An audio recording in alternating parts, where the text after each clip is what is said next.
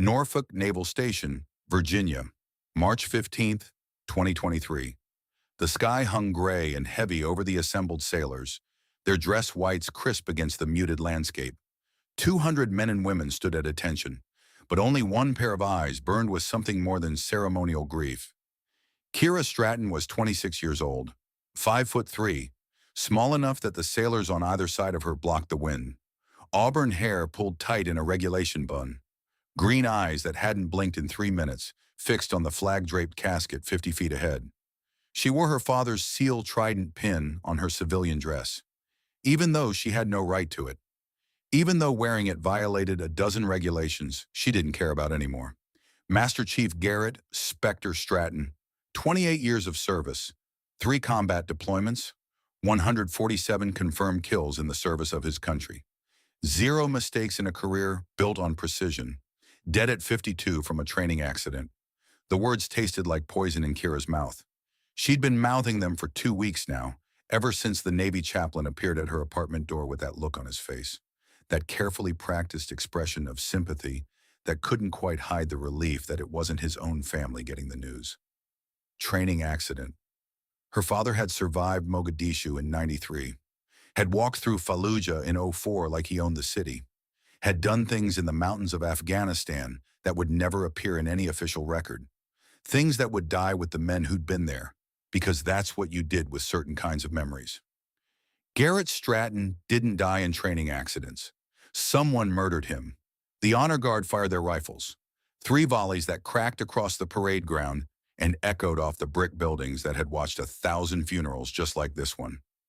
Kira didn't flinch, didn't blink, just kept her eyes on the man giving the eulogy.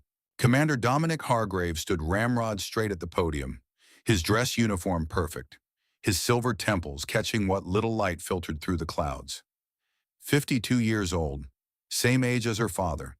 They'd come up together, served together, bled together in places most Americans couldn't find on a map.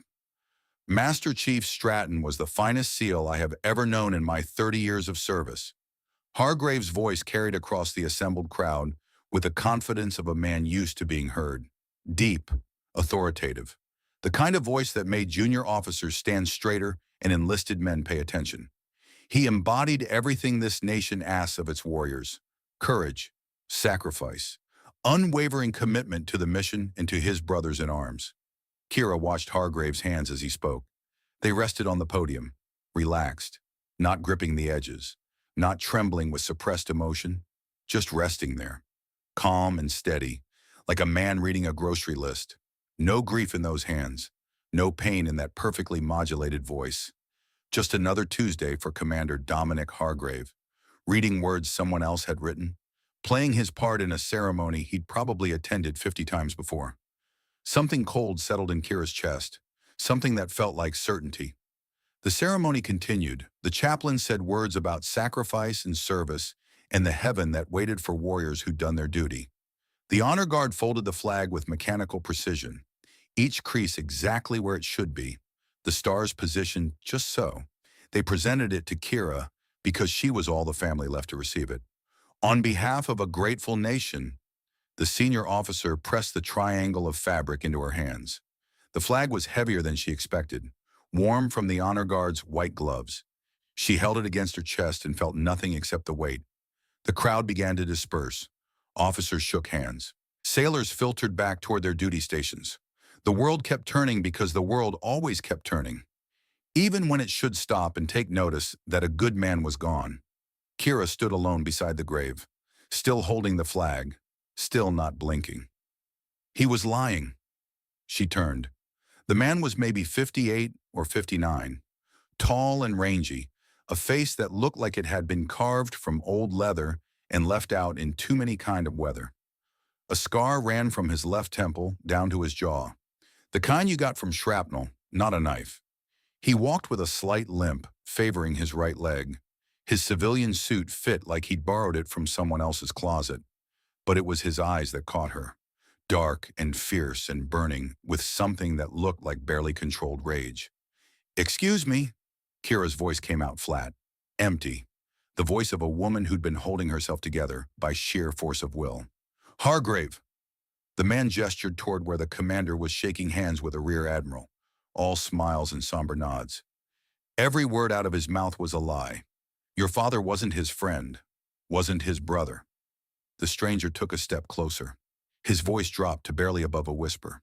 And Dominic Hargrave knows exactly how Spectre died, because he's the one who ordered it. The words should have sounded crazy, should have made Kira step back. Look for security. Dismiss this stranger as one of those people who showed up at military funerals with conspiracy theories and too much time on their hands. But she'd spent 2 weeks with certainty gnawing at her gut. 2 weeks knowing something was wrong, but having no way to prove it. No way to put words to the wrongness. Who are you? Silas Brennan. Most people call me Talon. The man's jaw worked like he was chewing on words he couldn't quite say. Your father and I served together for 30 years. He was the best friend I ever had. He's also the reason I'm still alive to stand here today. Kira studied him, looked for the signs of delusion, of instability, found only exhaustion and fury, and something that might have been grief, if grief could burn like fire. If you were his friend, why weren't you at the funeral? Because I'm not supposed to be here. I'm supposed to be in Virginia Beach continuing my civilian life, staying out of Navy business like the good retired SEAL I am. Silas glanced around the parade ground. Most of the crowd had cleared out. His voice dropped even lower. But your father made me promise something. If anything happened to him, if he died under suspicious circumstances, I was supposed to find you, help you finish what he started. Finish what? Silas reached into his jacket pocket and pulled out a watch. Kira recognized it immediately. Her father's Rolex Submariner, the one he'd worn on every deployment, the one that had been to more countries than most people visited in a lifetime, scuffed and scratched and worth more to her than anything else in the world. This was recovered from his personal effects in Djibouti. Navy shipped it back with his other belongings. Silas held it out, his weathered hands steady despite everything. But they didn't know about the modification he made. Kira took the watch. Her hands were shaking now, the first break in the icy control she'd maintained for 2 weeks. She turned it over, ran her fingers across the case back, feeling for what she knew must be there. Silas reached over and pressed a specific point on the side of the case. Something clicked. The case back popped open. Inside, where the watch mechanism should be, was a hollow compartment. And inside that compartment, wrapped in plastic, was a micro SD card the size of her fingernail. Your father was building a case against Dominic Hargrave for 8 months before he died. Silas's voice carried the weight of 3 decades of brotherhood, 3 decades of shared blood and shared sacrifice. A case about corruption, about treason, about things that go back 30 years to Mogadishu. He was close to having everything he needed. Then someone tipped off Hargrave, and 3 days later, your father had a training accident in Africa. Kira's fingers closed around the watch. The metal was cold against her palm, cold like the grave they'd just lowered her father into. What's on the card? Audio file, 1 file. I haven't listened to it because it was meant for you, not me, but I can guess what it says. Silas pulled out a burner phone, glanced at the screen, then back at Kira. You need to hear it somewhere private, somewhere Hargrave's people can't see you react. The bathroom in Building 7, 5 minutes. Come alone. He met her eyes, green meeting dark, grief meeting rage. And Kira, after you hear it, nothing will ever be the same. You'll know something that will put a target on your back. So if you want to walk away, if you want to take that flag and go back to your civilian life and let your father rest, now's your only chance. He turned and limped away across the parade ground, just another veteran paying his respects to a fallen brother. Kira stood there for a long moment, feeling the weight of the watch in her hand, feeling the weight of the flag against her chest, feeling the weight of 2 weeks of certainty that something was desperately, fundamentally wrong. She looked at the fresh grave, at the temporary marker with her father's name and rank, and the dates that bracketed a life of service. Then she walked toward Building 7. The bathroom was institutional and empty. White tile, fluorescent lights, the smell of industrial cleaner that all military facilities used. Kira locked herself in the furthest stall from the door and sat on the closed toilet lid. Her hands had finally stopped shaking. Silas was already there when she'd arrived. Must have circled around through a different entrance. He'd handed her a small USB card reader and a pair of earbuds without a word. I'll keep watch. You listen. Kira's phone was in her purse, a civilian smartphone with more computing power than the first lunar module. She inserted the card, plugged in the earbuds, pressed play. The recording started with static, then her father's voice, and she had to bite her lip to keep from making a sound. Silas, if you're giving this to Kira, I'm already gone. His voice was steady, calm, the voice he used when he was planning an operation, when emotion was a luxury he couldn't afford. But underneath it, Kira could hear something else, could hear the grief of a man who knew he was recording his own epitaph. Dominic Hargrave sold us out in Mogadishu, October '93. You remember. You were there. We were just E3s, privates with more balls than sense. But we saw it. We reported concerns about the operation. Time was wrong. Place was wrong. Intel was wrong. Hargrave overruled everything. A pause. Static crackled. And when it went to hell, when those boys died, he got a Medal of Honor, and we got to carry the bodies home. Kira pressed the earbud deeper, straining to hear every word. I've been investigating him for 8 months. He's been running a black market operation for 30 years, Silas, selling operational intel to the highest bidder. Sometimes it's competitors, sometimes it's enemies. Doesn't matter to him as long as the money's good. And the money's been very good. 53 million over 3 decades, maybe more. Her father's voice changed, became harder. The voice of a man who'd seen too much and couldn't unsee it. I have bank records, shell companies in the Caymans, transfers to a defense contractor called Sentinel Defense, run by Marcus Thornwood. You remember him? He was with us in Mogadishu too. CIA liaison. Except he wasn't just liaison. He was Hargrave's partner. Another pause, longer this time. I got proof, baby girl. I got recordings. I got documents. I got enough to bring them both down. But they found out. Hargrave knows I'm on to him. I'm meeting with Thornwood tomorrow in Djibouti. He thinks I'll take a buyout. He thinks 30 years of friendship means I'll stay quiet for the right price. Her father's voice softened, became the voice she remembered from childhood, from long nights on the ranch in Montana when he'd teach her to shoot and tell her stories about the stars. He's wrong. A long pause. Kira could hear her father breathing on the recording, could imagine him sitting somewhere in Africa, in some temporary quarters, recording this message knowing it might be the last thing he ever said to her. If you're hearing this, it means Hargrave had me killed, means they couldn't let me testify, means they're willing to murder a SEAL to keep their secrets. Another pause, longer this time. Kira, I'm sorry. I'm sorry I won't be there to walk you down the aisle someday.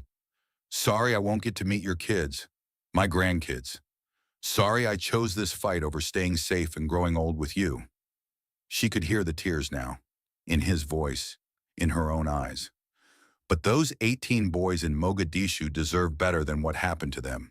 They deserved a commander who put their lives above his bank account, and every operator who died because of leaked intel. They deserve better too. Her father's voice hardened again, became steel. Finish this for me. Finish it for them. The evidence is in. The recording cut off mid-sentence. Just ended, like someone had hit stop, or the battery had died, or the file had been corrupted in transmission. Kira sat there in the bathroom stall, holding her phone, feeling like the floor had dropped out from under her. Silas knocked softly on the stall door. You okay? No. Her voice sounded strange to her own ears. Hollow. I'm not okay. Neither was your father. Neither am I. Silas paused. But we do the job anyway. That's what SEALs do, Kira. We do the hard thing because it's right, not because it's easy. Kira removed the earbuds, pocketed the card reader, opened the stall door. Silas was watching her with those fierce eyes, studying her face like he was trying to read her decision before she made it. I need you to teach me, she said. Teach you what? Everything. How to fight, how to investigate, how to survive going up against someone who has the entire chain of command behind him. Kira met his eyes. Green fire meeting dark steel. I'm going to finish what my father started. I'm going to expose Dominic Hargrave, And I'm going to make him pay for every life he's destroyed. Silas studied her for a long moment. Then he nodded slowly. Your father said you'd say that. Said you had more of him in you than you knew. He pushed off from the sinks. But first, I need to know what you're working with. Your father told me he taught you to shoot when you were a kid. Said you had natural talent. But talent doesn't mean anything without skill. And skill doesn't mean anything without heart. I was 9 when he first put a gun in my hands, Kira said, at the ranch in Montana. Every summer after that, we'd spend 2 weeks there. Just us. He'd teach me to shoot, to track, to survive in the wilderness. Said every Stratton needed to know how to take care of themselves. Something flickered in Silas's eyes, something that might have been hope. Show me. Tomorrow night, there's an abandoned warehouse in Norfolk I use for private training. We'll see what Spector's daughter is really made of. The warehouse sat at the edge of the industrial district, a squat concrete structure that had once stored ship supplies but now sat empty and forgotten. Perfect for the kind of training that couldn't happen on any official range. Kira arrived at 2100 hours, 9 p.m. The sun had set 2 hours earlier, and the only light came from distant street lamps and the stars overhead. Silas was already there, waiting in the darkness with the patience of a man who'd spent decades learning to wait. He handed her a weapon, her father's Sig Sauer P226. The sidearm Spector had carried on 100 missions, the one that had been returned with his personal effects. First test, Silas said. Show me what you remember. He flipped a switch. Work lights blazed to life overhead, illuminating a shooting range he'd set up at the far end of the warehouse. Targets at 25 yards. Close enough to hit with luck. Far enough to require skill. Kira checked the weapon like her father had taught her when she was 9 years old. Magazine seated, round in the chamber, safety off. She raised the pistol, aligned the sights, focused on the target, and fired. The shot punched through the target's center mass. Dead center. She fired again, again, dumping the entire magazine downrange in controlled pairs. Just like her father had taught her. When she lowered the smoking pistol, 18 of 20 rounds had hit the target, 15 in the center mass, 3 in the head. Silas said nothing for a long moment, just stood there with his arms crossed. Then he walked to the target, examined the groupings, walked back. Your father wasn't exaggerating. It wasn't a compliment, just a statement of fact. But marksmanship is the easy part. Any fool can learn to shoot paper. The hard part is shooting when someone's shooting back. The hard part is making decisions when your heart's pounding and your hands are shaking and everything in your brain is screaming at you to run. Silas reloaded the magazine, handed it back to her. We've got work to do, but you've got the foundation. Now we build on it. They trained every night for 3 months, pistol drills until her hands cramped, close quarters combat until she learned to move through doorways without exposing herself. Basic fieldcraft, how to follow someone without being seen, how to spot surveillance, how to communicate without words. And between the physical training, Silas told her stories. Stories about her father, stories about Mogadishu. October 3rd, 1993. They were sitting against the warehouse wall, both of them exhausted from 4 hours of hand-to-hand combat training. Silas's bad leg stretched out in front of him, the scar on his face darker in the dim light. You probably learned about it in school. Black Hawk Down, big movie, bunch of books, America's first real taste of urban warfare since Vietnam. Kira nodded. She'd seen the movie, had asked her father about it once when she was a teenager. He'd refused to talk about it, just said it was a long time ago, and they'd all been lucky to come home.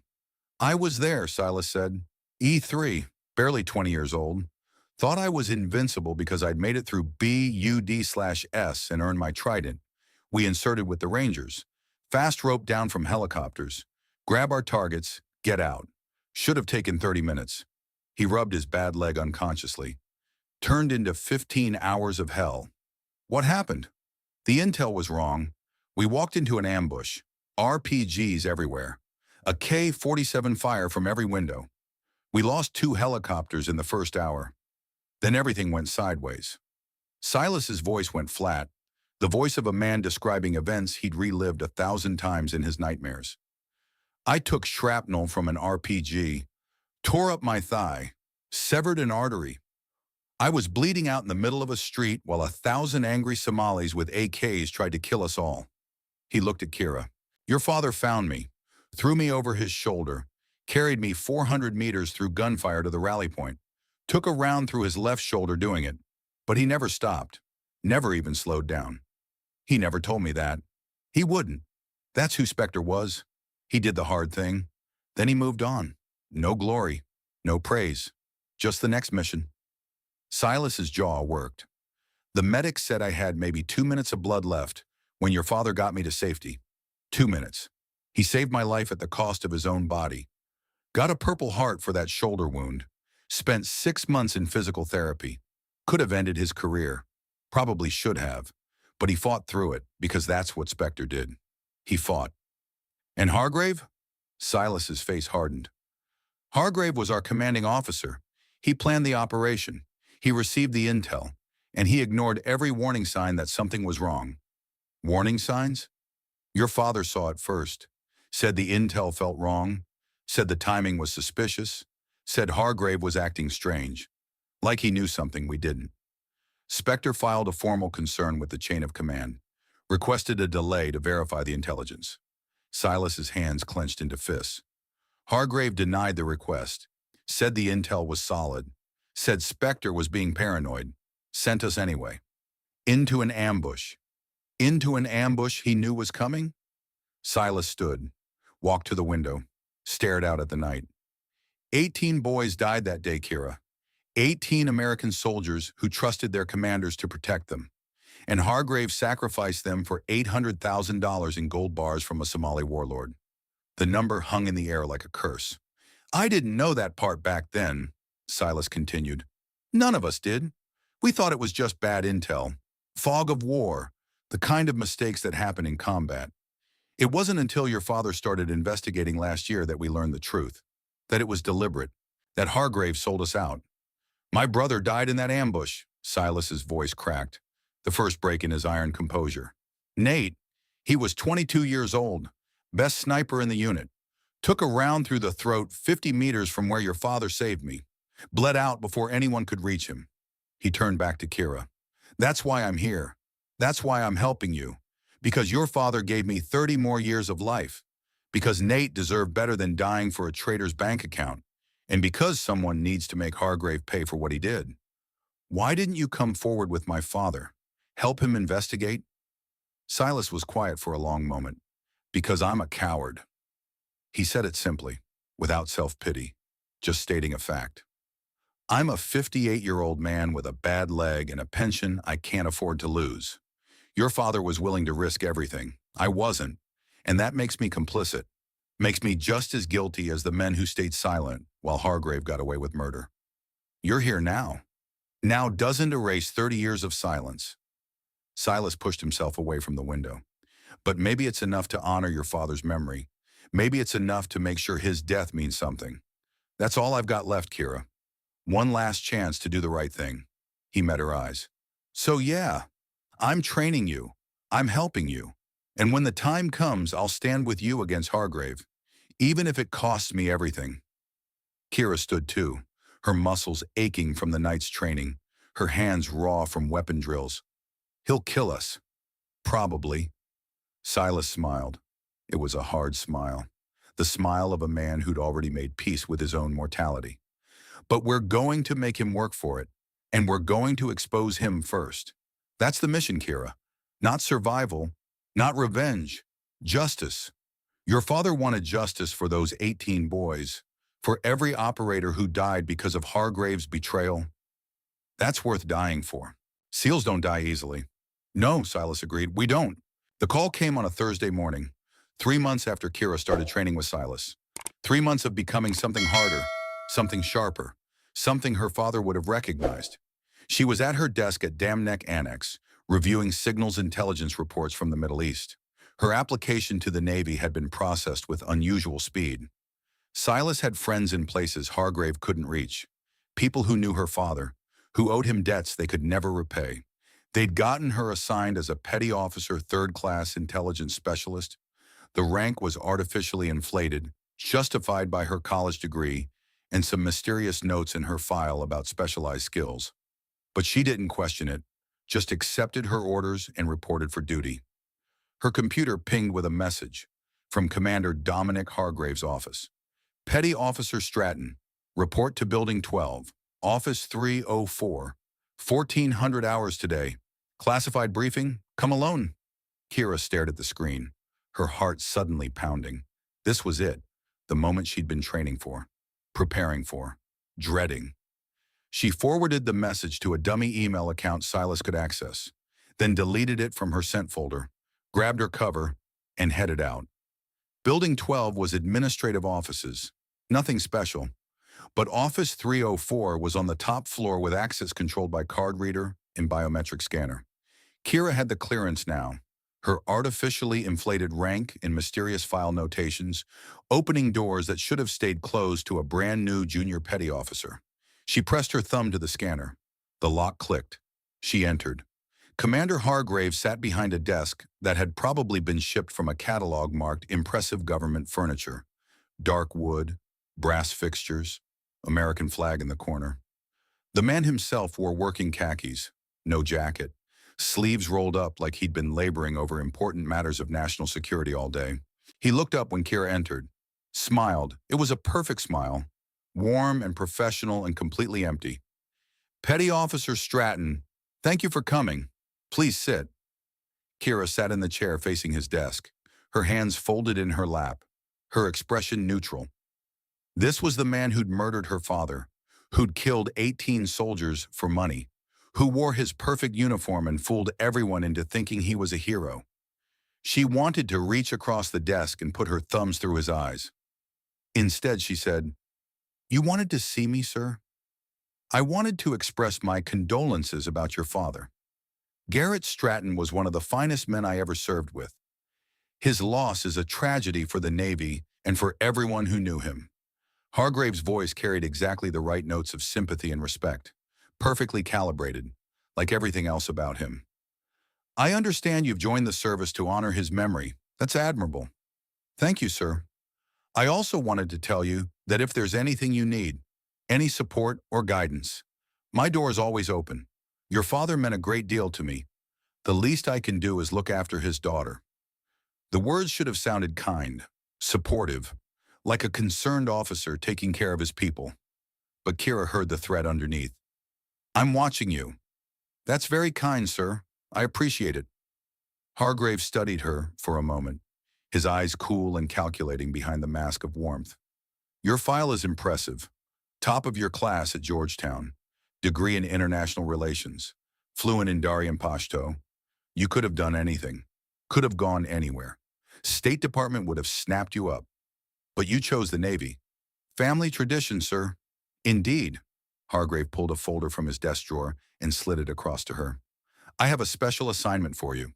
Something that requires someone with your particular skills, and more importantly, someone I can trust to handle sensitive material."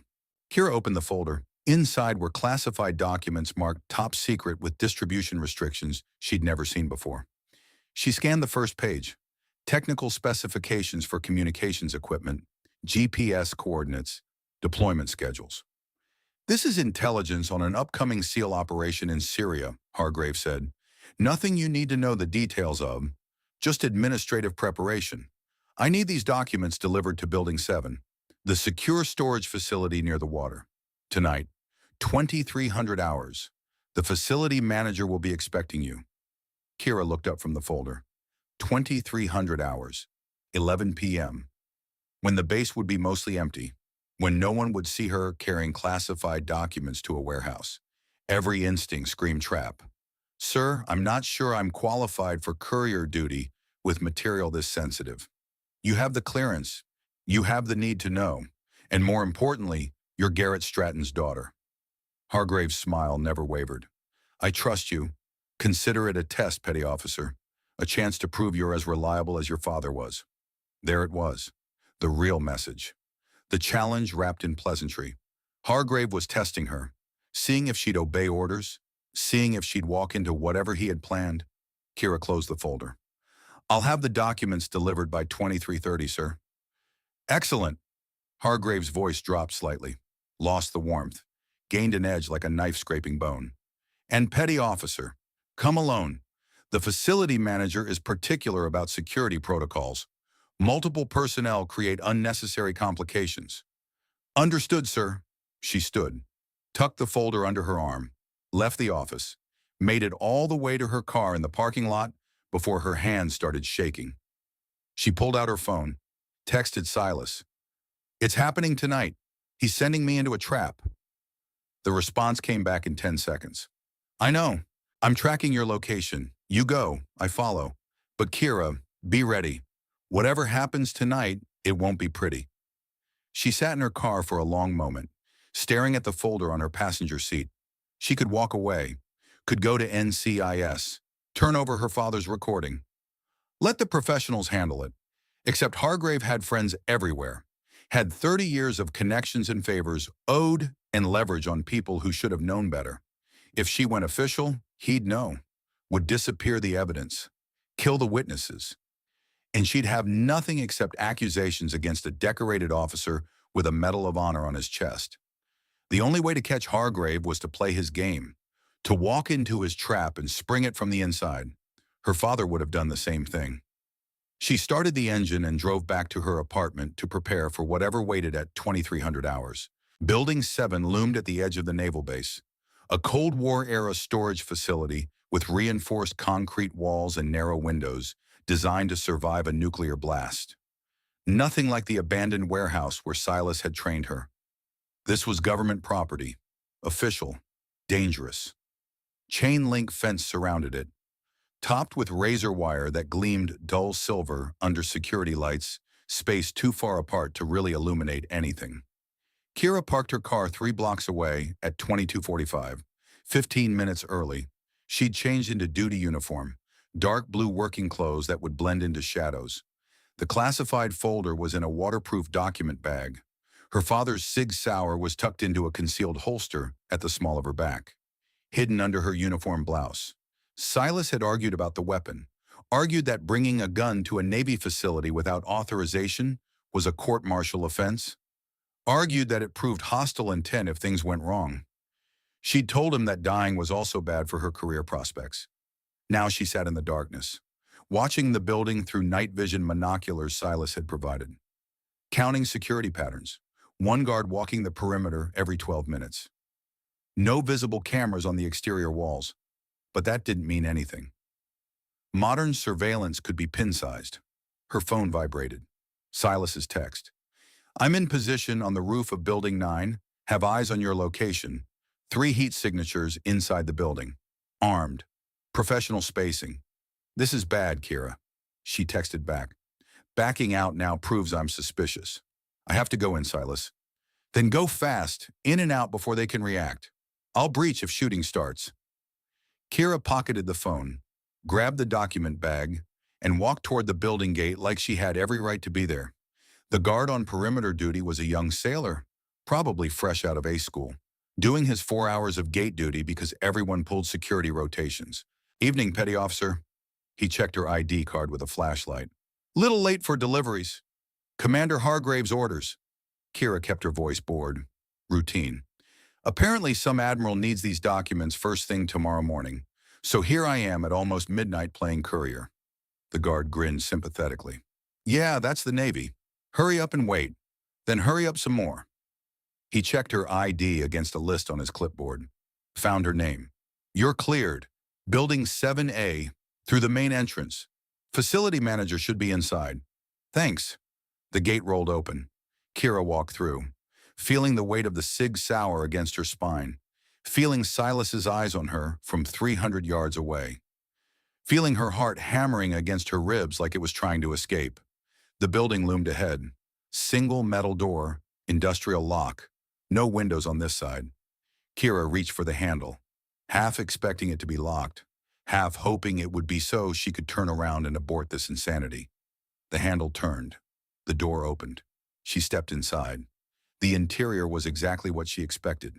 High ceilings, concrete floors, metal shelving units loaded with equipment crates and supply boxes. Work lights hung from the rafters, casting pools of harsh white illumination, separated by lakes of shadow. The air smelled like oil and dust and old metal, and three men stood waiting in the center of the space. She recognized the one in the middle immediately. Lieutenant Preston Kirby, Hargrave's right hand, the man who'd been at the funeral with that perfectly maintained expression of sympathy. He was maybe 40, built like he still hit the gym 5 days a week, the kind of face that looked friendly until you saw his eyes.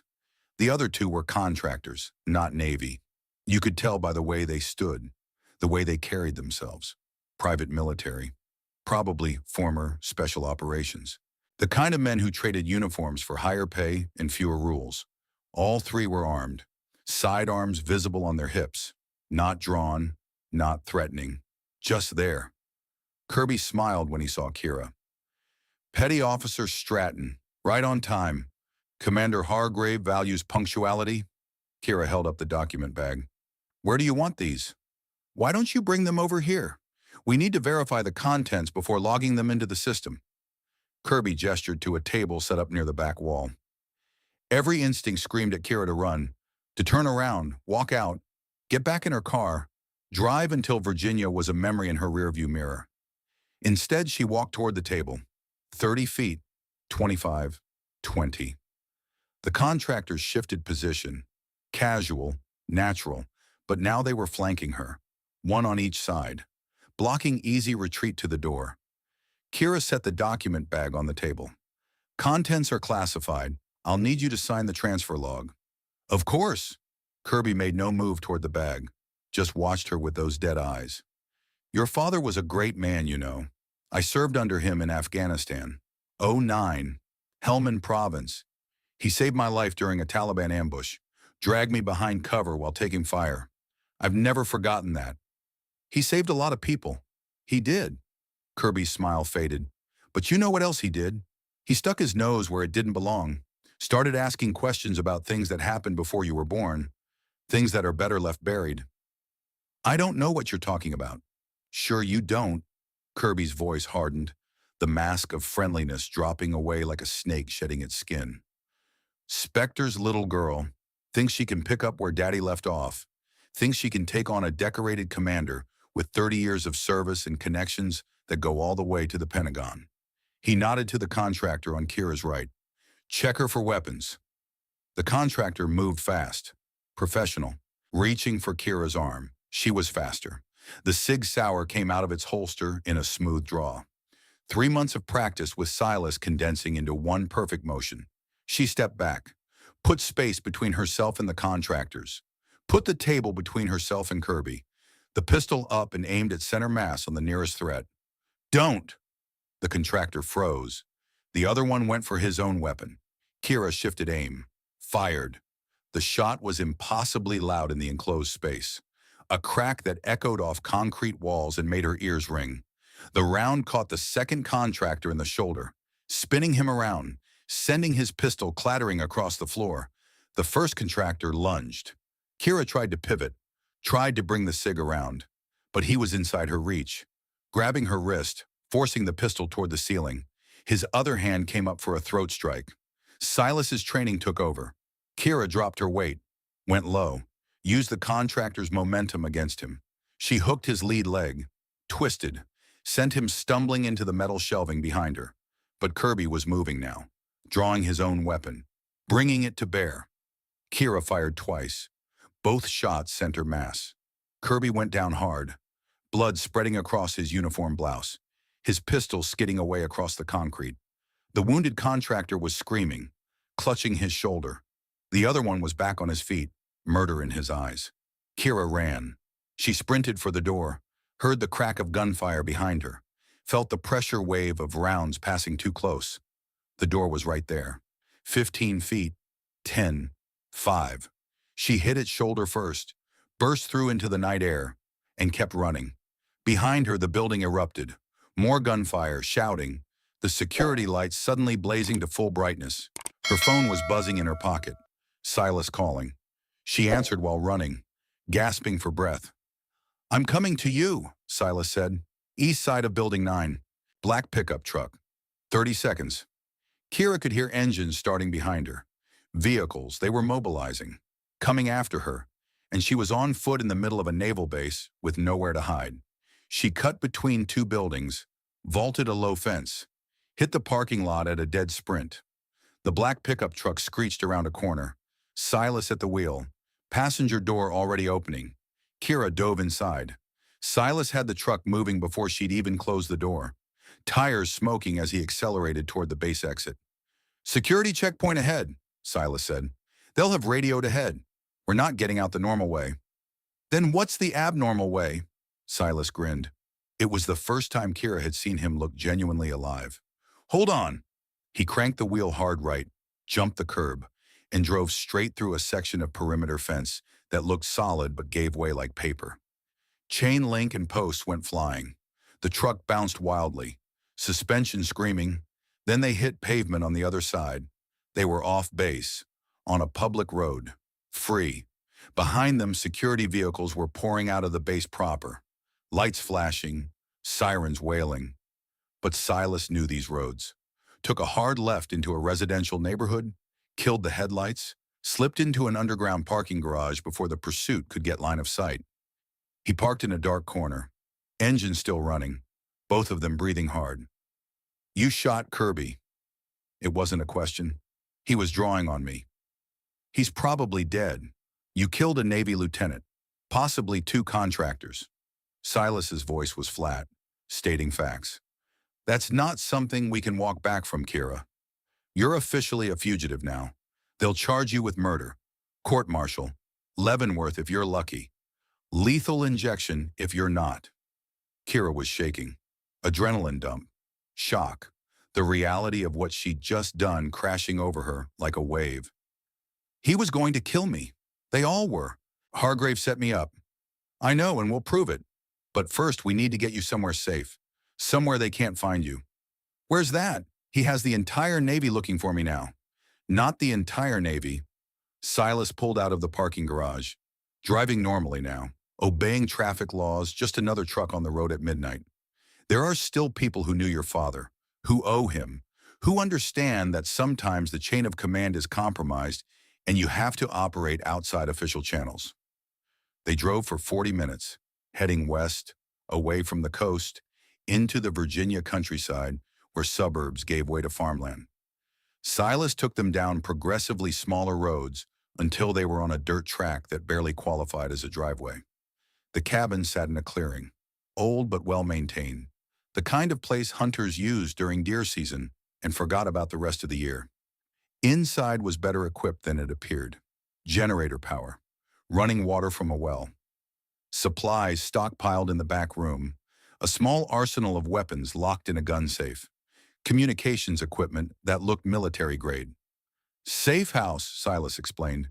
"Your father helped me set it up 3 years ago. Nobody knows about it except me and you. And Spector's dead." The words hit harder than they should have. Kira sank into a chair, still holding her father's Sig Sauer, staring at nothing. She'd shot men tonight. 2, maybe 3. Had looked down her sights and pulled the trigger and watched them fall. It should feel like something. Should feel important or horrifying or meaningful. Instead, she just felt numb. Silas was moving around the cabin, checking systems, securing the door, setting up a laptop on the small kitchen table. He worked in silence for several minutes, giving Kira space to process.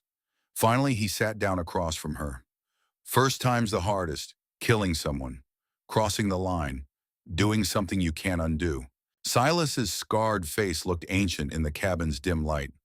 "Your father told me about his first kill, Afghanistan, 2001, barely a month after 9/11. Taliban fighter, maybe 17 years old, came around a corner with an AK. Your father put 2 in his chest before the kid could even raise the weapon." He paused, said he threw up afterwards, said he couldn't sleep for a week, but he got over it. He learned to live with it. "That's different than getting over it." "Yeah, it is." Silas opened the laptop, typed something. The screen glowed blue in the darkness. "The men you shot tonight, they weren't innocent. Kirby was dirty, Hargrave's enforcer. The contractors were hired killers. They would have murdered you and dumped your body somewhere it would never be found." You defended yourself. Will a court-martial see it that way? There won't be a court-martial, because we're not going to let Hargrave win. Silas turned the laptop toward Kira. This is the hard drive your father was building. The evidence against Hargrave. I've been analyzing it while you were playing sailor, and I found something. The screen showed financial records, bank transfers, shell company formations, dates and amounts that went back decades. Hargrave's been taking payments from Sentinel Defense for 30 years, 53 million total, but the money trail goes deeper than that. Silas pulled up another file. October 1993, 1 week after Mogadishu, an account in Hargrave's name receives $800,000, gold converted to cash, deposited in a Cayman Islands bank. Payment for the ambush. Exactly. But here's what's interesting. The payment didn't come from Sentinel Defense. Didn't come from any company at all. It came from a personal account belonging to Marcus Thornwood himself. This was before he founded his defense empire. This was when he was still CIA Special Activities Division. Silas pulled up more files. Communications intercepts, email chains, classified cables. Marcus Thornwood wasn't just Hargrave's partner in Mogadishu. He was the one who set the whole thing up. He was CIA liaison to SEAL Team 6, embedded with the unit, feeding intelligence back to Langley.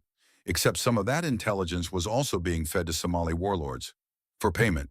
Treason. Treason. Thornwood was running a side business, selling U.S. military movements to our enemies. Started Sentinel Defense in '97 with seed money from his covert operations. Built it into a $3 billion defense contractor by selling information he stole while working for the government. Hargrave was his inside man in the Navy, feeding him operational intelligence, deployment schedules, classified technical specifications, anything Sentinel needed to win contracts or avoid competition. How many people died? Your father counted 19 confirmed operators whose missions were compromised, who walked into ambushes they shouldn't have faced, who died because someone sold their location to the enemy. Silas's jaw clenched. But the real number is probably higher. We'll never know for sure. Kira sat back, feeling sick. 19 dead Americans. 19 families who got folded flags and empty condolences and never knew their loved ones died not for their country, but for someone's bank account. Her phone buzzed. Unknown number. She almost didn't answer, but Silas nodded, so she put it on speaker. Miss Stratton. The voice was smooth, controlled, female, the accent pure Virginia professional. My name is Captain Judith Caldwell. I'm with Naval Criminal Investigative Service Special Operations Division. I need to speak with you about tonight's incident at Dam Neck Annex. Kira's hand moved toward the disconnect button. Silas shook his head, mouthed, listen.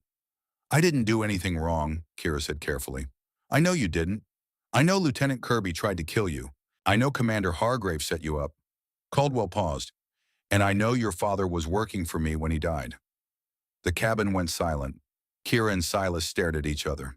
Your father was a confidential informant for NCIS, Caldwell continued. He came to me 10 months ago with information about corruption in the special operations community. I recruited him to help build a case against Commander Hargrave and Marcus Thornwood.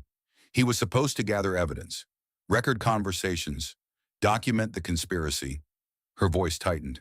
He was doing exactly what I asked him to do when they killed him in Djibouti. You got him killed. Kira's voice came out flat, cold. Yes. No hesitation, no deflection. I sent him into danger. I promised I'd protect him. I failed. His blood is on my hands, and I'll carry that for the rest of my life. Caldwell took a breath. But Miss Stratton, your father knew the risks. He volunteered. He wanted justice for those 18 boys in Mogadishu more than he wanted safety. And he made me promise something before he went to Africa. What? That if anything happened to him, I'd protect you. I'd keep you out of this. I'd let you live your life. Caldwell's voice softened slightly. But you didn't stay out of it. You joined the Navy, started investigating on your own. And now you've killed one of Hargrave's men and proved you're your father's daughter. What do you want? I want to finish what your father started. I want to bring down Hargrave and Thornwood and everyone involved in this 30-year conspiracy. But I can't do it alone. The evidence your father gathered isn't enough for a criminal conviction. We need testimony. We need to catch them in the act. We need someone on the inside who can get close enough to record a confession. You want me to be bait? I want you to be the weapon that ends this. Caldwell paused. Sentinel Defense is hosting a gala in 72 hours. Private event at their corporate headquarters in Virginia Beach. Politicians, generals, defense contractors, all the connected people who make the military-industrial complex run. Hargrave will be there. Thornwood will be there. And if we can get you inside with surveillance equipment, if we can record them discussing their operations, we'll have everything we need. She'll be killed the second she walks in, Silas interjected. Hargrave knows who she is, knows what she's capable of now, which is why she won't be going in as herself. We'll create a cover identity, false credentials, fake background. She'll be just another aide to just another congressman, invisible in the crowd. Caldwell's voice took on an edge. But I won't lie to you. This is dangerous, high risk. If they identify her, if they search her and find the surveillance equipment, she's dead, and I can't protect her from inside that building. Kira looked at Silas. The old SEAL's face was unreadable. What's your vote? I vote we get in my truck, drive to Mexico, spend the rest of our lives drinking cheap beer on a beach somewhere. Silas's mouth twitched. But that's not what your father would do. Spectre would walk into that gala, record every word, and burn Hargrave's empire to the ground, even if it killed him. It did kill him. Yeah, but he won on the way down. Your father died, but the evidence survived. The mission continued. That's what matters. Not survival. Completion. Kira turned back to the phone. Captain Caldwell, I need something from you first. Name it. Silas's brother, Nate Brennan, died in Mogadishu, October 3rd, 93. He was listed as killed in action, combat casualty, but he died because of Hargrave's betrayal. I want his record corrected. I want his family to know he didn't die because of bad luck or enemy action. He died because his commander sold him out. Silence on the other end. Then, I can't promise that officially, but I can promise that when this is over, when we've exposed Hargrave, the truth about Mogadishu will come out. All of it. Nate Brennan will be honored properly, along with the other 17. And one more thing. Silas Brennan gets full immunity for any actions taken during this operation. He's helping me off the books. I won't let him go to prison for doing the right thing. Done. Kira took a breath. Then I'm in. Tell me how to get into that gala. 72 hours became a blur of preparation. Caldwell sent files. Background information for Kira's cover identity. She would be Amanda Richardson, aide to Congressman Willis from North Carolina. Graduate of Duke University. 3 years working in various congressional offices. Utterly forgettable. Exactly the kind of staff member who faded into wallpaper at political events. Silas drilled her on the identity, made her recite her fake biography until she could do it in her sleep, taught her how to move like Amanda Richardson would move, how to stand, how to speak, how to blend into a crowd of political staffers and defense industry professionals. Caldwell sent equipment, a purse with a hidden camera in the clasp, earrings with built-in microphones, a compact that was actually a signal booster, and a small pistol, a Ruger LCP, barely bigger than Kira's hand, fit in an ankle holster under her dress. Last resort only, Caldwell had written in the instructions. If you draw that weapon, the mission is blown, and you need to focus on escaping alive. The day of the gala, Kira stood in front of the cabin's bathroom mirror, barely recognizing herself. Her auburn hair was now dark brown, courtesy of temporary dye. She wore contact lenses that changed her eye color from green to hazel. The dress was conservative, professional, exactly what a congressional aide would wear to a networking event. Amanda Richardson stared back at her from the mirror, a stranger wearing Kira's face. Silas appeared in the doorway, dressed in a suit that actually fit him. He'd be going as her driver, staying with the vehicle, ready to extract her if things went wrong. You ready? Kira adjusted her earrings, activated the hidden microphones, felt them buzz once against her skin to confirm they were recording. No, but I'm going anyway. That's what Dad would do.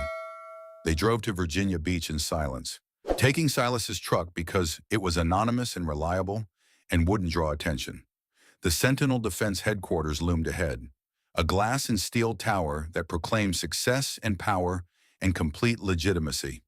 The parking lot was already filling with luxury vehicles, Mercedes, BMWs, the occasional Tesla, because even defense contractors like to appear environmentally conscious. Silas pulled up to the valet station, handed over his keys to a young man in a vest, came around to open Kira's door like a proper driver would. She stepped out, smoothing her dress, checking her purse one last time. The hidden camera was recording. The microphones were active. 72 minutes, Silas whispered as he handed her the valet ticket. That's how long Caldwell thinks you can stay invisible in there. After that, probability of identification increases exponentially. Then I'll make it count. Kira walked toward the entrance, joining the flow of guests being directed through security. She had fake credentials, a perfect story, and absolutely no backup if things went wrong. The doors opened. She stepped inside and walked straight into the Viper's nest. The lobby of Sentinel Defense Headquarters was designed to intimidate. 3 stories of open atrium, polished marble floors that reflected the massive chandelier hanging overhead. Walls lined with photographs of military operations and glossy corporate achievements.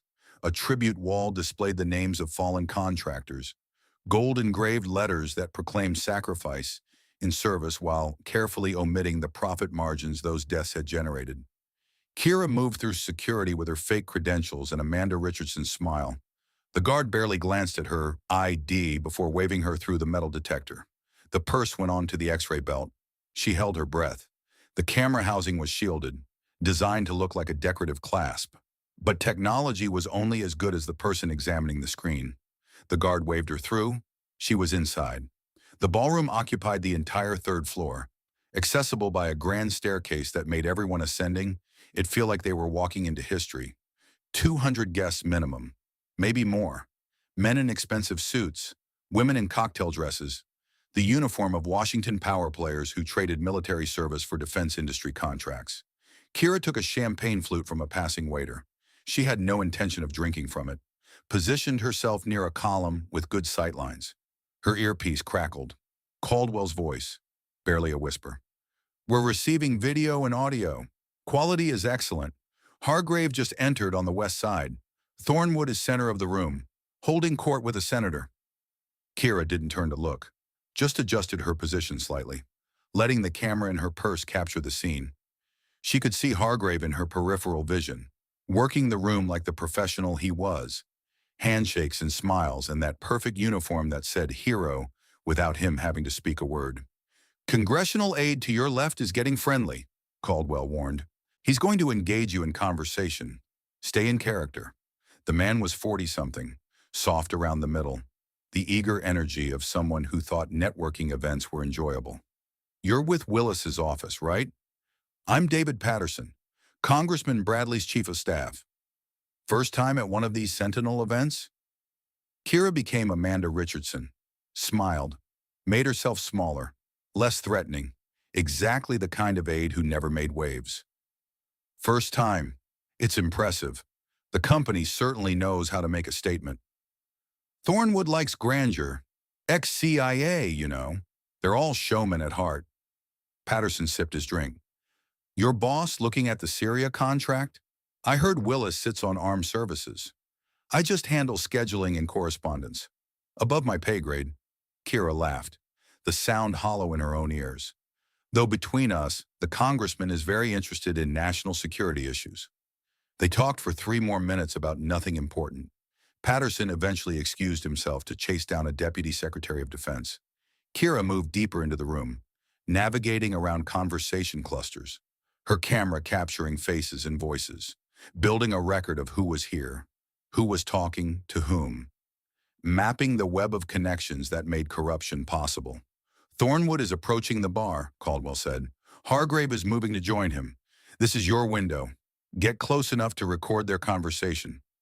The bar occupied the north wall, a 30-foot stretch of polished wood and top-shelf liquor.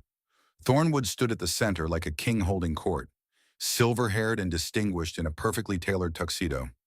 64, but looked 50. The kind of aging that came from personal trainers and expensive moisturizers, and a life lived without real hardship. Kira positioned herself 10 feet away, ostensibly studying her phone, actually angling her purse to capture video. Hargrave arrived. The two men greeted each other with the casual familiarity of old friends. "Dominic, good to see you." Thornwood's voice carried the authority of someone used to being listened to. "How's our young problem being handled?" "Kirby is recovering." The girl went to ground. "But she can't hide forever. We have people looking." Kira's blood turned to ice. Kirby was alive. She'd shot him twice. Center mass. Watched him fall. Watched the blood spread across his uniform. She'd been certain he was dead. Had carried that weight for the past 72 hours. The weight of taking a life. But Kirby was alive, which meant she wasn't a killer. It also meant he could testify against her, could paint her as the aggressor, could bury her under a court-martial that would end with her in prison for the rest of her life.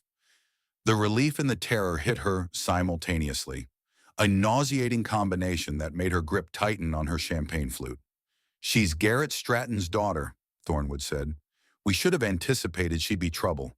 Spectre was always too self-righteous for his own good. Spectre was a liability, had to be eliminated." Hargrave accepted a scotch from the bartender, sent him away with a look. "I sent him to Djibouti with promises of a deal. Told him we'd give him what he wanted if he just stayed quiet about Mogadishu. He refused. So we arranged the training accident, made it look like equipment failure. Clean, efficient." The words were delivered casually, like they were discussing quarterly earnings instead of murder. Kira's hand tightened on her purse, forcing herself to stay calm, to keep recording, to be the weapon her father needed her to be. "The problem is the evidence he collected," Thornwood continued. "We recovered most of it from his personal effects, but Brennan has copies, and now the daughter has them too. The audio recording from our meeting with Spectre, the bank records, the operation logs. If that reaches the right people, we're finished. Then we ensure it never reaches anyone." Hargrave's voice dropped lower. "I have assets in position, former contractors, completely deniable. They'll find the girl in Brennan, recover the evidence, and eliminate both problems permanently." "When?" "Tonight, after this event concludes. They're tracking Brennan's vehicle. Once we have his location, the team moves. By sunrise, this will be over." Caldwell's voice crackled in Kira's ear. "Urgent now. We have everything. The confession, the admission of murder, the conspiracy. Get out now, extract immediately." But Kira couldn't move, because she'd just heard her death sentence. They knew where Silas was, knew he was waiting in the parking garage with the truck. They were going to kill him, kill her, erase the last witnesses to 30 years of treason. She had to warn him, had to move, had to do something other than stand here pretending to check emails while her world collapsed. Kira turned away from the bar, moving toward the exit with measured steps. Not running, not drawing attention, just another staffer leaving early because these events were boring and she had work tomorrow. She made it 15 feet before a hand caught her arm. "Miss Stratton." The voice was Hargrave's, calm, almost friendly, like he was greeting an old acquaintance. Kira turned slowly, looked up into those cold blue eyes, saw recognition there, saw certainty, saw the moment her cover story died. "Or should I say Miss Richardson? Though I have to admit, the resemblance to your father is remarkable, once you know what to look for." Hargrave's grip on her arm was gentle but unyielding. The eyes especially caught his attention. Spectre had that same defiant look when I told him how he was going to die. Around them, the gala continued. Conversations and laughter and the clink of glasses. No one noticed the small confrontation near the exit. No one cared. "I don't know what you're talking about." Kira kept her voice steady. "You must have me confused with someone else." "I don't think so." Hargrave gestured. Two of the contractors she'd seen earlier materialized from the crowd, not drawing weapons, not causing a scene, just appearing at Hargrave's shoulders like trained dogs awaiting commands. "Why don't we continue this conversation somewhere more private? I have an office on the top floor. Beautiful view of the harbor, very quiet, very secure. I need to leave. My boss is expecting me." "Your boss isn't expecting anything, because Amanda Richardson doesn't exist." Hargrave's smile never wavered. You're very good, Kira. Better than I anticipated. Your father would be proud. But you made one mistake. He leaned closer. You came here. The contractors moved closer, blocking escape routes, creating a pocket of space around Kira and Hargrave that looked like a private conversation but was actually a trap. Caldwell's voice in her ear. Urgent now. Kira, abort. Get out any way you can. Silas is moving to extract you. But Silas was walking into an ambush. Hargrave's people were waiting for him. If she ran, if she led them to Silas, they'd kill him before he knew what was happening. She had one play, one chance. Kira's hand moved to her purse. Not for the camera, for the signal jammer Caldwell had provided. She activated it, felt the device warm against her palm. Knew she'd just killed her own communications with Caldwell, but also disrupted every electronic security system in the building. The lights flickered. Alarms started beeping. Someone shouted about technical difficulties. In the confusion, Kira twisted away from Hargrave's grip, drove her elbow into the nearest contractor's solar plexus, and ran, not toward the exit, toward the emergency stairs on the east side, the ones that would take her up instead of down. Away from the parking garage where Silas was waiting, deeper into the building where Hargrave's people would have to follow. She hit the stairwell door at a sprint, took the stairs 3 at a time, her dress hampering her movements, but adrenaline making her faster than she'd ever been. Behind her, heavy footsteps, the contractors following, Hargrave's voice shouting orders. 4th floor, 5th, 6th. The building had 12 floors total. Kira kept climbing until her lungs burned and her legs screamed, until she burst through the door marked roof access and found herself under open sky. The rooftop was mostly mechanical equipment, HVAC units, communication arrays, a helipad on the north side with a sleek corporate helicopter tied down against the wind. The harbor spread out beyond, lights reflecting on dark water, the city's glow turning the night sky orange. Kira ran to the edge, looked down. 12 stories, no fire escape on this side, no way down except the way she'd come. The roof access door slammed open. 4 contractors emerged, spreading out in professional formation, cutting off retreat. Then Hargrave himself, walking slowly, taking his time, because he knew she was trapped. Impressive, his voice carried across the rooftop wind. You made it further than I expected. Your father would be proud. Kira backed toward the roof edge. Her hand found the Ruger in her ankle holster. She drew it, aimed at Hargrave's center mass. Don't come any closer. Or what? You'll shoot me here? In front of 4 witnesses? That makes you a murderer, Kira. That proves everything I'll say about you in the investigation. That you were unstable. That you blamed me for your father's death. That you came here tonight to kill me, and I defended myself. The recording proves you killed my father. Proves you're a traitor. What recording? Hargrave spread his hands. The one you're wearing. The devices hidden in your purse and jewelry. We've been jamming those signals since you entered the building. Caldwell heard nothing, recorded nothing. You came here for evidence and got nothing. Kira's world tilted. He'd known from the moment she walked in. He'd known who she was, what she was doing. This whole thing was another trap, another test, and she'd walked right into it. You're lying. Am I? Hargrave took another step closer. Tell you what, let's make a deal. You give me the hard drive, the evidence your father collected, everything Brennan has been hiding. In exchange, I'll let you walk away. I'll even throw in some money. Say $5 million. That's more than your father's life insurance policy. More than you'd make in 20 years of military service. Take it. Start over somewhere else. Forget all this. Like you forgot about Mogadishu?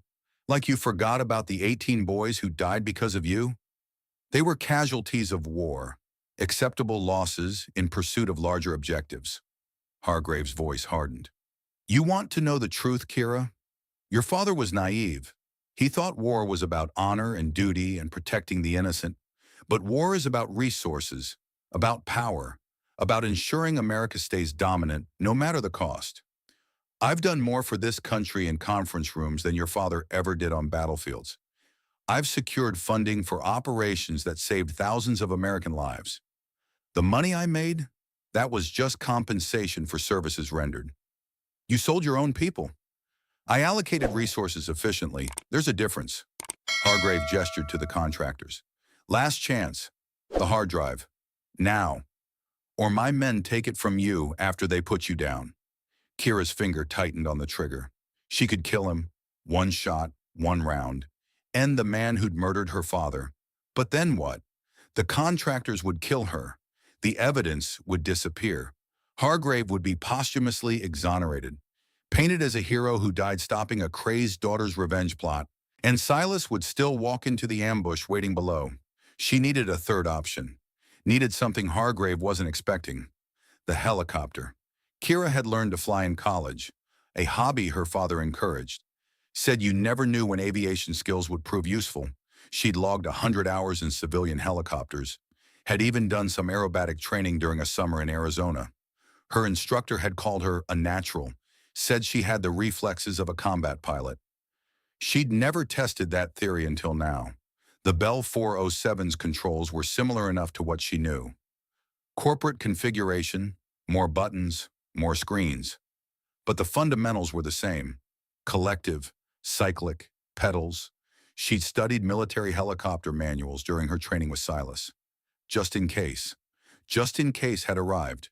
Kira fired, not at Hargrave, at the nearest contractor's leg. The man went down screaming. She fired again, twice, forcing the other contractors to dive for cover behind the HVAC units. Then she ran for the helicopter. Hargrave shouted. Gunfire cracked behind her.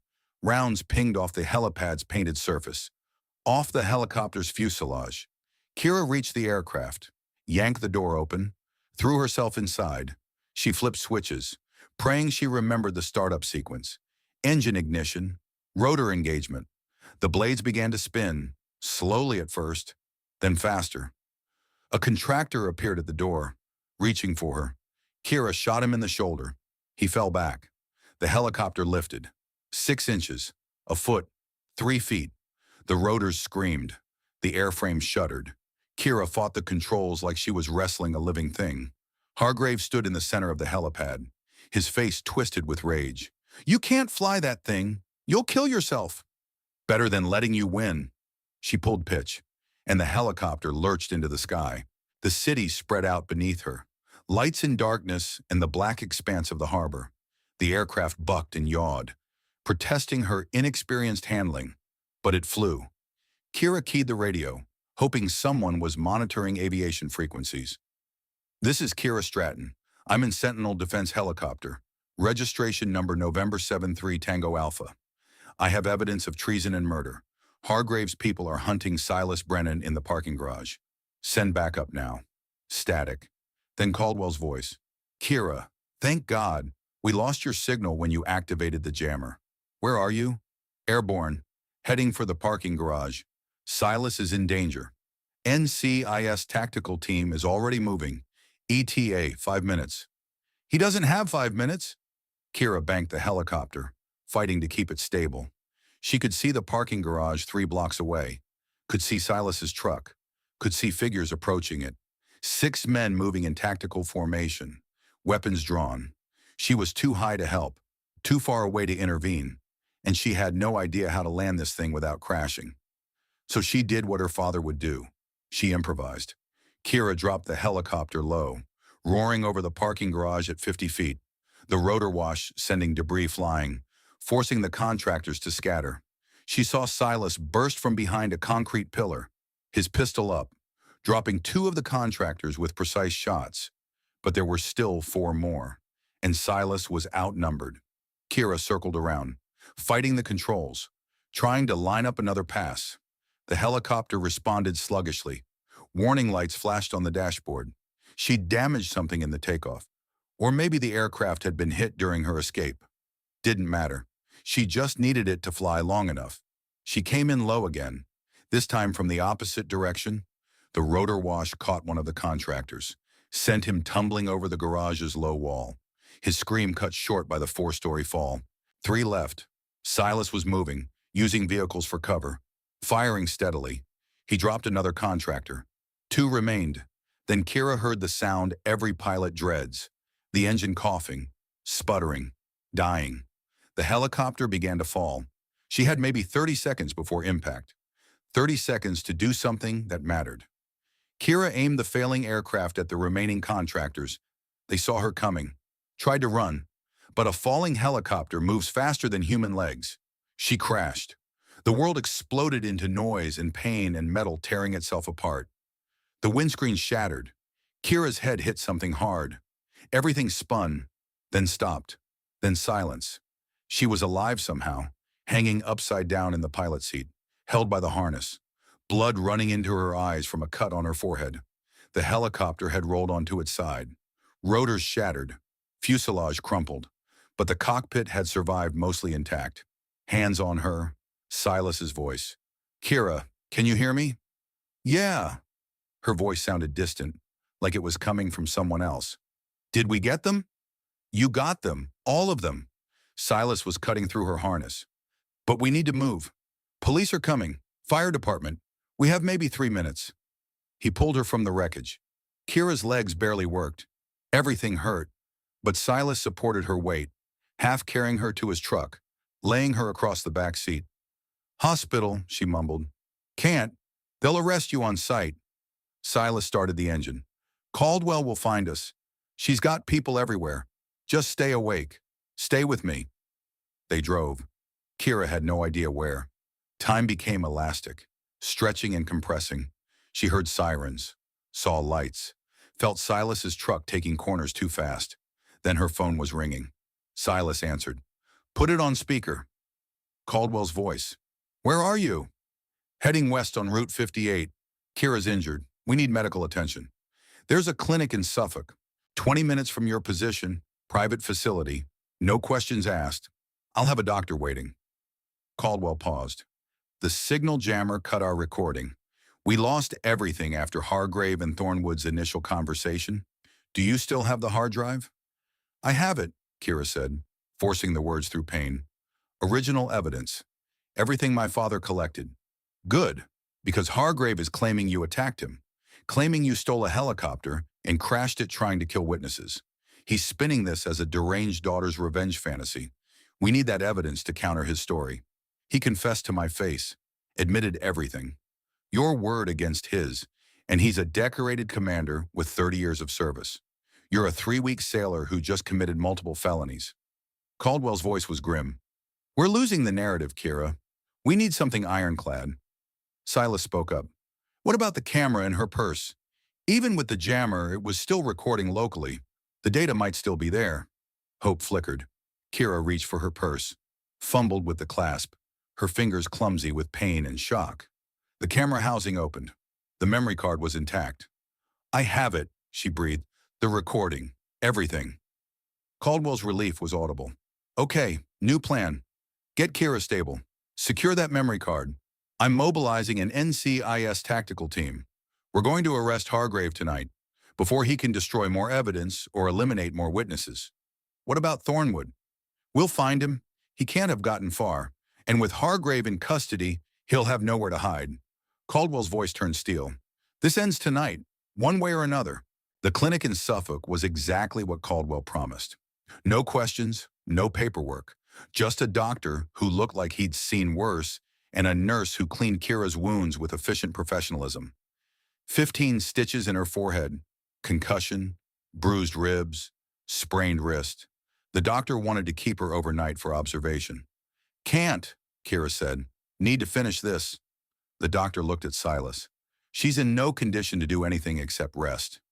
"Tell that to her father." Silas helped Kira sit up.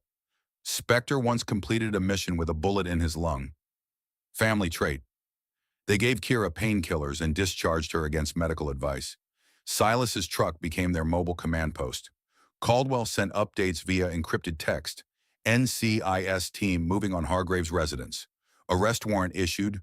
Charges, murder, conspiracy, treason, obstruction of justice. Then 20 minutes later, Hargrave not at home. Vehicle located at Dam Neck Annex. Approaching with caution. Then, Hargrave has barricaded himself in his office. Claims he has explosives. Demanding to speak with Kira Stratton before he surrenders. Silas read the message aloud. Looked at Kira. He wants you to come to him. It's a trap. Of course it's a trap. Everything Hargrave does is a trap. Silas started the engine.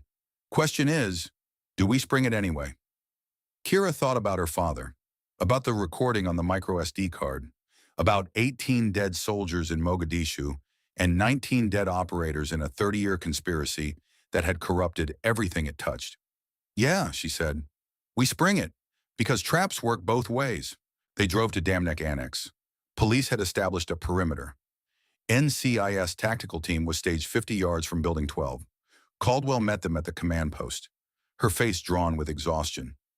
He's been broadcasting on base-wide radio, she said, claiming he's a hero, claiming he's being persecuted by a conspiracy, claiming the real traitors are the people trying to arrest him. He's lost, Kira said. He knows it's over. This is his last play, which makes him extremely dangerous. He says he has C4 wired throughout his office. Says if we breach, he'll detonate. He'll take whatever evidence he has with him. What evidence?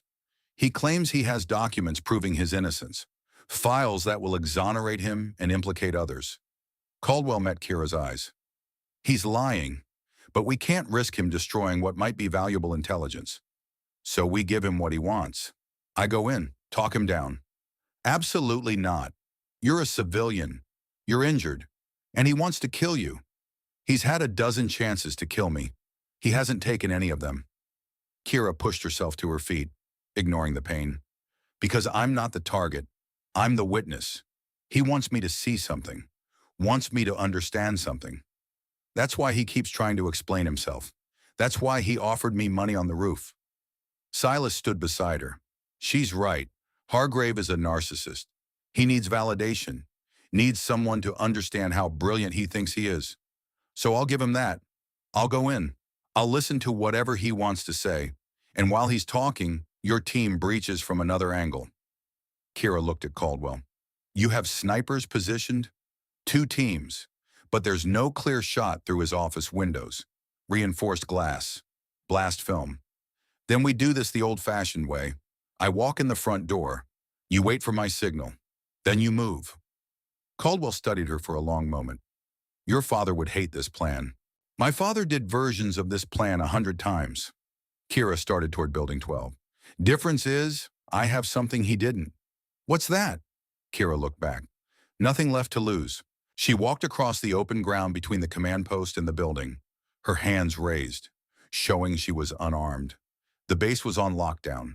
Lights blazed from every building, hundreds of sailors watching from safe distances, phones out, recording everything. The building's entrance was propped open. Kira entered, took the elevator to the 3rd floor, walked down the corridor to Office 304. The door was open. Hargrave sat behind his desk, still in his dress uniform from the gala, looking calm and composed, except for the pistol in his right hand and the detonator in his left. Kira, thank you for coming. He gestured to the chair across from him. Please sit. We have so much to discuss. She sat, looked around the office. There was C4. She could see it. Blocks of it taped to the walls, wired to a central receiver, enough to bring down the entire floor. You're not going to detonate, Kira said. No? Hargrave smiled. What makes you so certain? Because you need to win, and dead men don't win. They just become cautionary tales. She leaned back, crossing her arms. So here I am. You wanted to talk. Talk. Hargrave set down the detonator, carefully, like a man putting down a weapon he no longer needed. Your father said the same thing, in Djibouti, right before we killed him. He said, you need me alive to testify. You need me to corroborate your story. He thought that would save him. Hargrave's eyes went cold. But it didn't, because I didn't need him alive. I needed him silenced. So why am I still breathing? Because you're different. Hargrave leaned forward, his eyes intense, almost pleading.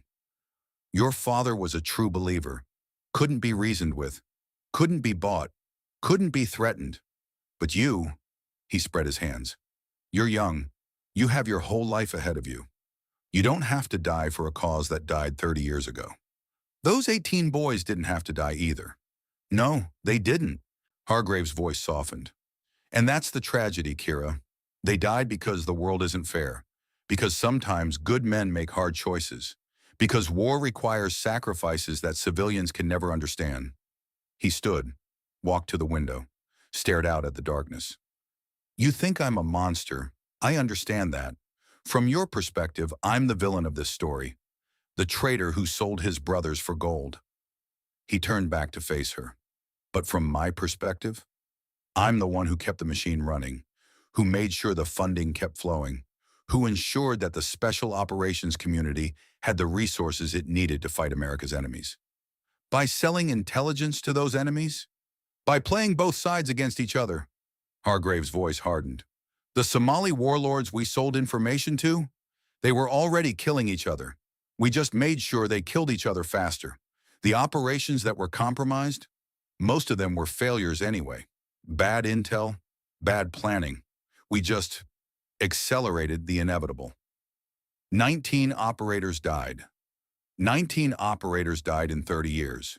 Do you know how many would have died without the funding I secured, without the political connections I maintained, without the contractor relationships I built? Hargrave returned to his desk. Hundreds, maybe thousands. I saved more lives than I took, Kira. The math works out. The ledger balances. You murdered my father. I eliminated a threat to national security. Hargrave pulled a folder from his desk drawer. Your father was going to expose everything. 30 years of operations, 30 years of relationships, 30 years of carefully maintained balances. All of it would have collapsed. And the people who depend on that system, the operators in the field, the intelligence officers, the policymakers, they would have been left defenseless. He slid the folder across the desk. Open it. Kira looked at the folder, didn't touch it. What is this? The truth about your father. The real truth. Hargrave's smile returned, cold and predatory. Open it. Against her better judgment, Kira opened the folder. Inside were photographs, bank statements, dates and amounts that went back 20 years. Her father's face, his signature, evidence of payments received. Garrett Stratton wasn't investigating me out of noble concern, Hargrave said softly. He was investigating me because I cut him out, because he wanted back in, because he couldn't accept that I'd moved on to a better partner.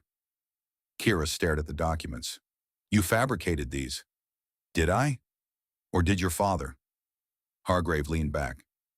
Maybe he was exactly what I am. Maybe he just got better at hiding it. Maybe his crusade for justice was really about revenge for being excluded. He spread his hands. You'll never know, Kira. That's the beautiful part. Even if you expose me, even if you prove everything you think you know, you'll always wonder, was your father a hero? Or was he just a better liar than me? Kira looked at the documents, at her father's signature, at the evidence that could destroy his legacy as thoroughly as it destroyed Hargrave's. She thought about the recording, the message he'd left, the man who'd carried Silas 400 meters under fire, who'd taught her to shoot, who'd spent 30 years being the person he decided to be. She closed the folder. You're right about one thing, she said. War isn't clean, and sometimes you have to become something you hate to fight something worse. She stood. But there's a difference between you and my father. He never tried to justify what he did, never claimed to be righteous, never needed validation from anyone. She met Hargrave's eyes, green fire meeting cold blue. He just did the hard thing, and then he lived with it, without excuses, without explanations, without needing someone to tell him he was right. Kira took a step closer. But you've been talking for 30 minutes, explaining, justifying, trying to make me understand. She shook her head. You need me to listen. You need me to see your side. You need validation from the daughter of the man you murdered. Her voice hardened. That's the difference between a hero and a coward. Heroes don't need to explain themselves. Cowards can't stop. She reached into her pocket, found the small transmitter Caldwell had given her. One press would send the signal. You're wrong about the documents, she said. My father didn't want back in. He wanted out. He wanted to expose you and then disappear. He told me that in his message, the one you didn't know about. Hargrave's smile flickered. He said you'd try this. Said you'd try to poison his memory if you couldn't poison his body. He said the only defense against your lies was the truth, and the truth is simple. Kira pressed the button. Garrett Stratton was a hero, and you're going to prison for the rest of your life. The windows exploded inward. Flashbangs detonated. NCIS tactical team poured through every entrance simultaneously. Hargrave reached for the detonator. Kira threw herself across the desk, knocked it from his grip, sent it skittering across the floor. They went down together, a tangle of limbs in desperation. He was stronger, older but more experienced. His hands found her throat, squeezed. Kira couldn't breathe, couldn't think. The world tunneled down to pain and pressure and the knowledge that she was going to die in her father's murderer's office. Then Silas was there, pulling Hargrave off, throwing him against the wall, NCIS agents swarming over both of them. Kira gasped for air, coughed, saw Hargrave being forced to the floor, being cuffed, being read rights he'd probably never respected. Caldwell appeared beside her. "You okay?" "No." Kira's voice was raw. "But I'll live." They led Hargrave out in handcuffs. The man who'd been a hero, a commander, a decorated warrior. Now just another criminal in custody. His legacy destroyed, his carefully constructed facade shattered. He looked at Kira as they passed. "This isn't over. I have lawyers. I have friends. I'll be acquitted." "No." Kira stepped closer, met his eyes one final time. "You won't, because we have everything. The recording, the evidence, and most importantly, we have time. Time to build the case. Time to expose every deal you made, every life you destroyed. Time to ensure that everyone knows exactly what you are." She watched them take him away, then stood in the wreckage of his office, surrounded by undetonated explosives and broken glass, and the remains of a 30-year conspiracy. Silas put a hand on her shoulder. "Your father would be proud." "Would he?" She looked at the folder still on Hargrave's desk, the fabricated evidence, the lie designed to poison her memory of Spectre. "How do I know what's real anymore?" "You know because you knew him, because he raised you, because every lesson he taught you was about being better. Not being successful, not being powerful, just being better." Silas's scarred face was gentle. "That's the difference between men like Spectre and men like Hargrave. One of them became a hero. The other just played one on TV. They found Marcus Thornwood 3 hours later, not fleeing the country, not escaping through his network of powerful friends.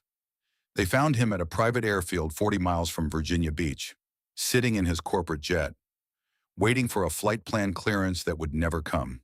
He'd known it was over the moment Hargrave was arrested, had tried to run, but Caldwell had people everywhere, had closed every exit before Thornwood even knew they existed. He surrendered without a fight, just sat in his leather seat with his hands raised, his face empty of emotion, looking like a man who'd run out of moves and knew the game was over. 3 months later, Kira stood in a courtroom in Virginia and watched both Dominic Hargrave and Marcus Thornwood receive life sentences without possibility of parole. 47 counts for Hargrave, 61 for Thornwood. The judge read them aloud in a monotone voice, each count another nail in coffins already sealed. 23 co-conspirators received sentences ranging from 8 to 40 years. The investigation was still ongoing. More arrests expected. The web of corruption spreading wider than anyone had imagined. The Navy convened a board of inquiry into Mogadishu, declassified after-action reports, interviewed surviving operators, built a case that took 30 years to acknowledge. The ambush had been engineered from within. 18 soldiers died not because of enemy action or bad luck, but because their commander valued gold over their lives. They posthumously honored the fallen, added their names to memorials, issued official apologies to families who'd waited 3 decades for truth. They exonerated Garrett Spectre Stratton, recognized his investigation, acknowledged his sacrifice, awarded him the Navy Cross he should have received 30 years earlier. Kira accepted it at a ceremony in Norfolk. Small gathering, no media, just sailors and veterans and people who understood what it meant to serve. Silas stood beside her when they presented the medal. He was wearing his dress uniform for the first time in years, the ribbons and decorations of a career spent in shadows. "Your father earned this in Mogadishu," the admiral said. "Earned it by carrying 3 wounded men to safety under fire. by putting his body between his brothers and enemy bullets, by being the kind of warrior we all aspire to be. Kira held the medal, felt its weight, knew it meant more than the one Hargrave had worn, more than the decorations Thornwood had displayed. This one was earned honestly, by a man who never asked for recognition, who just did the hard thing and moved on. Afterward, there was a private ceremony. Just Kira and Silas and a handful of veterans who'd served with Spectre over 3 decades. They gathered at a bar off base that catered to the special operations community, told stories, shared memories, honored the dead. Silas raised his glass. To Spectre, who never quit, who never compromised, who showed us what it means to be a SEAL. They drank. Someone else spoke. To Nate Brennan, to the 18, to everyone who died because powerful men valued profit over people. They drank again. Kira felt the alcohol burn, felt the grief that hadn't had space to surface during 3 months of testimony and investigation and court proceedings. Felt it all at once. Overwhelming. Crushing. Silas noticed. Put a hand on her shoulder. Want to get some air? They walked outside. The Virginia night was cool, stars visible despite the city lights. Kira leaned against the bar's exterior wall and let herself cry for the first time since her father's funeral. Silas waited, didn't try to comfort her, didn't tell her it would be okay. Just stood there like the old warrior he was, keeping watch, giving her space to feel everything she'd been holding back. Finally, Kira wiped her eyes. What happens now? Now you decide who you want to be. Silas's voice was gentle. Your father made that decision for you once, made you into a weapon, into someone who could finish his fight. But that fight's over, so now you get to choose. What are you going to do? Me? Silas looked up at the stars. I'm going to Montana, going to buy a ranch near where your father grew up, going to teach survival skills to kids who want to learn, going to live quietly and remember my friends, and try to be the man Nate would have wanted me to be. He smiled, a real smile, the first one Kira had ever seen reach his eyes. Turns out revenge doesn't fill the hole. Justice helps. But peace? That's something you build yourself. Kira thought about her father teaching her to shoot at age 9, thought about the choices he'd made, the life he'd lived, the legacy he'd left. I'm staying in, she said. The Navy, going to apply for officer candidate school. See if they'll let a troublemaker like me lead sailors. They will, you're Spectre's daughter. That counts for more than you know. And after that, if I get through OCS, Silas's smile widened. After that, maybe you'll earn your own reputation, your own legacy, something that isn't just about being someone's daughter, something that's purely yours. They stood in silence for a moment, watching traffic pass, listening to muffled conversations from inside the bar.